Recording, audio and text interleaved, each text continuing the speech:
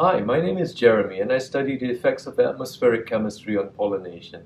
And my name's Luke, and I study mammal evolution just before and just after the dinosaurs go extinct 66 million years ago. In this video, we will help you decide if you are ready to apply to graduate school or grad school. First, we will discuss why it is important to know why you want to go to grad school. Then, we'll describe what grad school is like so that you know what you are signing up for. At the end, we'll go through a list of steps you can take to help make this decision. So the first thing we recommend you ask yourself before you apply is, why do you even want to go to grad school? So for example, I wanted to go to grad school because I fell in love with doing field research and wanted to become a professor where I could lead my own field research programs. And I wanted to go to grad school because I love plants and I love nature and I like doing lab work and being out in the field. These are by no means the only acceptable reasons for going to grad school. Maybe a PhD is required for the career path you're interested in industry, or maybe you're just really excited about pursuing your own research projects.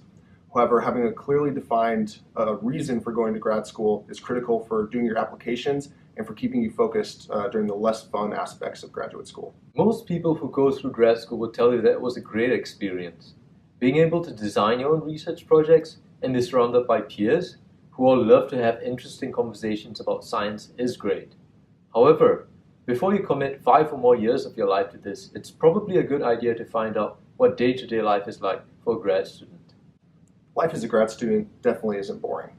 You will divide your time between attending seminars, writing grant proposals, writing manuscripts, giving presentations of your work, running experiments, and of course teaching. And organizing your schedule to ensure that you make progress on all these tasks is one of the most challenging aspects of graduate school. So if you really hate any of these tasks, then it's going to make the process all the more difficult. One thing that surprises a lot of new grad students is the amount of freedom that they have. If you think your advisor will always know what you're working on, think again. Most advisors will not notice if you don't show up to work on days when they aren't scheduled to meet with you. This means that it is up to the student to motivate themselves to keep working on a challenging project. Of course, the upshot of this is a huge amount of flexibility in your schedule, which is great for getting out of town at the weekend. So what steps can you take to decide if you're ready to apply to grad school? A great first step is to talk to people who've already gone through grad school. Professors and graduate students at your undergrad institution are a really great spot for this. Especially if they've worked with you before, they'll probably have a pretty good idea of whether or not you're ready for grad school.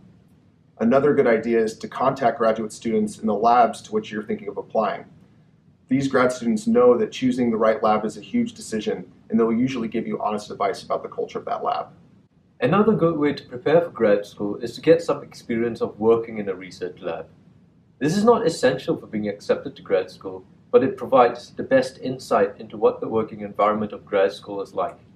The easiest way to get this experience is to help out at a lab at your undergraduate institution. Of course, these opportunities are easier to get at certain institutions and can also take up time that you may need for employment.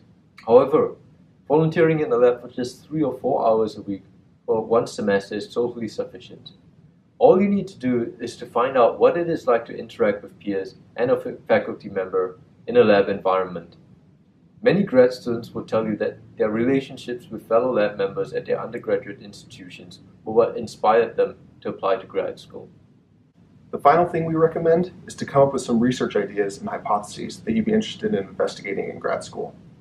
This is something you'll spend a lot of time doing in grad school, so if it doesn't sound very enjoyable to you, then maybe grad school isn't your best option. Having defined research ideas is also a really important aspect of forming a strong application, so you'll need to be doing this anyway. And don't worry if your questions are a little too ambitious or whether they're probably going to change in the next few years, because within the first year or two of your grad school experience, they're probably going to change anyway. So, when you have done this reconnaissance work to find out what grad school is like and confirm that it is definitely what you want to do, you should feel ready to go ahead and start emailing potential advisors. Below this video, you will find a link to another video with advice on how to do this. Good luck with your applications!